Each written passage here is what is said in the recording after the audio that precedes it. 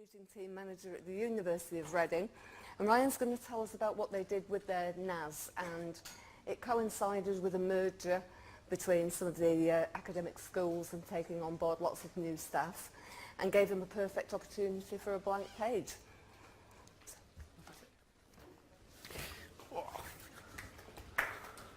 That me down? No. So, yes, I'm. There we go. Our usual branding. So that's me, in case you can't see me. So I am the Academic Computing Team Manager for the University of Reading. So I look after the Academic Computing Team, which is a merger of school-based IT staff, which were then centralised under a review, which we've done, and I think quite a lot of others are doing, of centralising IT staff. When we started looking at this, what we realised is we had this great problem of multiple different storage environments, multiple compute environments, all of them held together with duct tape, gaffer tape, blue tack, occasional white tack, and it didn't work. And amazingly, we were given the opportunity to start again from a blank canvas and do what we wanted, and the university even offered money to support in this, which never happens, especially at Reading. So the big background for us was actually to build something. We were told by our enterprise architect that we had to be cloud first and go for the cloud. So what we decided to do was build our own cloud and not go to the public cloud just yet. So as I say, my team's the ACT team because we like to shorten everything at Reading. So you always have to design the name around the acronym. So I have STARS, just because that was sounded like a good name at the time, and I can never remember what it stands for. So we look after about 2,500 active researchers, and we started with 6 different departmental compute clusters, ranging in every environment you can think of, and about 10 different storage appliances and systems, the main ones being NetApps and GlusterFS, which had their challenges. I think we spent more time managing our GlusterFS system because it was brilliantly designed when we built it, but it was never designed to scale because we didn't realise it was going to be as good as it was, or could be, whatever the right phrasing for that is. So we started again. We built a Nutanix environment which now has all our workloads on it with one simple stack, so that uses the Acropolis hypervisor, Nutanix files and Nutanix volumes for NAS and iSCSI block storage out.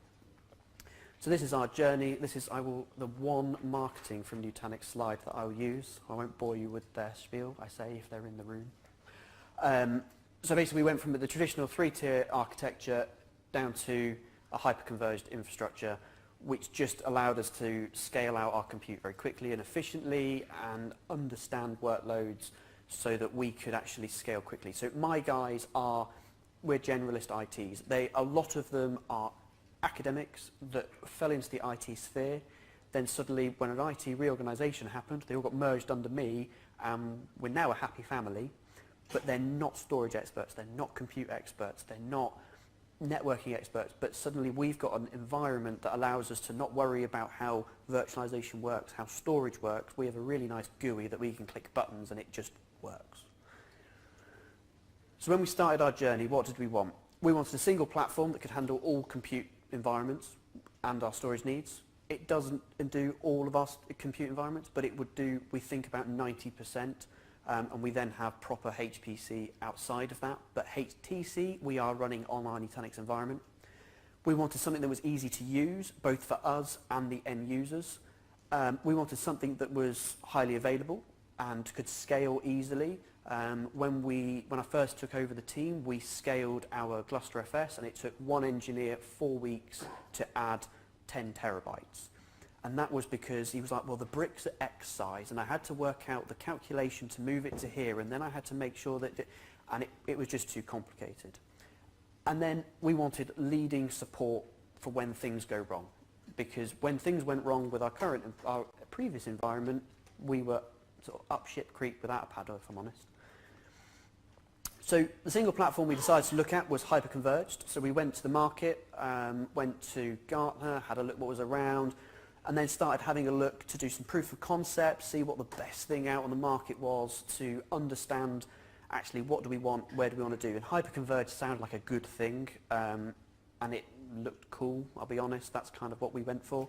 So we looked at Simplicity, or now HPE Simplicity. We looked at Nutanix, which is obviously what we went for. We went for Microsoft Azure Stack, which 2 years ago they promised us was just around the corner. I think they're about there now. And we also looked at building our own with OpenStack with vSAN underneath. And we went through basically this criteria to work out what we wanted. So first we wanted ease to use. So we wanted a system that was easy for everyone in the team to use. As I say, we're pretty much generalists, but we also wanted our end users to have the same experience. So we did a very systematic testing process of clicking every single button we could find in the GUI to figure out what it does and see if we could break it. Nutanix was the only one we couldn't break. We tried our darn hardest. There is actually annoyingly a YouTube video of me discussing this, where one Sunday evening I got a phone call from the US telling me, what on earth are you doing, because you're sending loads of alerts to us. And I can't actually remember what I was trying. I think I was trying to join it to the domain, but doing it all wrong. But everything gets logged back, and then when they see something that's quirky, they contact you and say, this doesn't look right, what's wrong? And it's very proactive support on those sorts of things. Next, it was all about HA and easy to scale. We're constantly growing, so the business model which I designed, which amazingly actually works, which is quite surprising for a lot of HE projects, the cluster is now self-sufficient. So the university put money in, and we now sell those services back to the academics, and those, as they put money in, I go out and buy more nodes. And it is now fully sufficient that I should, in theory, never go back to the university to ask for more money. And every year we're buying, we're about 5 or 6 nodes a quarter of constant growth, which is great, as long as it's easy to add to the cluster. So as I put on here, an existing, to do our NAS environment, which Kevin, one of my colleagues, will be aware of, which is one of his environments, took about 2 to 4 months to add about 150 terabytes to one of our other NAS environments. Post implementing Nutanix, we bought an initial 8 nodes, and then suddenly we found out that one of our hardware vendors, who shall remain nameless, went into administration, and overnight all support contracts were null and void. This was a panicked phone call to my director going, what do we do? Emergency money was found, 10 nodes were bought, 400 terabytes were online within 1 hour of being delivered. And that included unboxing, racking, stacking, powering, OCD labeling, because that's important to me, and we were on. And it's something incredible about when you see the little bar graph of storage just going boop, boop, boop, as all these nodes get added, and it's usable there and then. And it's, you don't believe it when you see it, but it's quite cool. Support, very important. Does it go wrong? Yes. Every technology goes wrong. In the last year, we've had 2 P2 incidents, which have been quite, well, one of them wasn't service impacting, but it was a panic because Prism, which is the user interface, went down. So it looked like all our VMs were down, but actually they were up. So the underpinning hypervisor continued serving all our storage. And we had one 2 weeks ago, where one of our file servers went down, which runs on the system. This was a panic, shall we say. We rang support. Support immediately escalated up to senior engineering, and they woke up the engineering teams in the US at 2 in the morning to start working on it. 23 hours later, all workloads were back up, fully supported, working. The workloads were available within 12 hours, but engineering wouldn't release my cluster until they could 100% guarantee what had happened, which was a CentOS bug, wouldn't happen again. And all it was a memory leak that had an impact on all nodes in the cluster, but because they all turned on at the same time when we first provisioned, they all leaked the memory at the exact same time and all decided to core dump at the same time, which was panicking because I ironically was on a console and just watched the first one go, I'm core dumping, which is never what you want, but Nutanix rang me when it went wrong, which is something that's unheard of. The other thing I thought I'd do is a quick user story. So this is a bit of an abstract, which I've done for another group. So one of the things that we also wanted to be able to achieve with our research cloud is to give the power back to the academics. We had a lot of shadow IT with them going out to the public cloud. We wanted to stop that, so we wanted to be able to give them the infrastructure to say, here it is, pay your money up front, we'll give you your CPU, your memory, your storage, and go and do what you want. And this is a sort of a user story which I've used as an example of one of our typical users of how they do that. So this story is about Doc Brown, who, if you didn't know, comes from Reading University.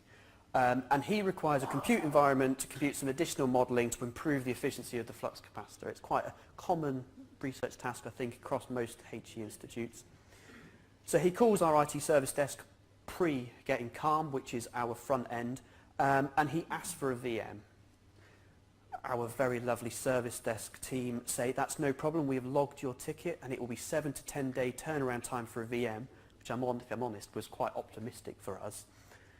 This, of course, wasn't good enough for him, and he wanted to be able to get his VMs as soon as he wanted. So traditionally, this academic would have gone off to AWS, Azure, or GCP, put their own credit card details in, and just got a VM.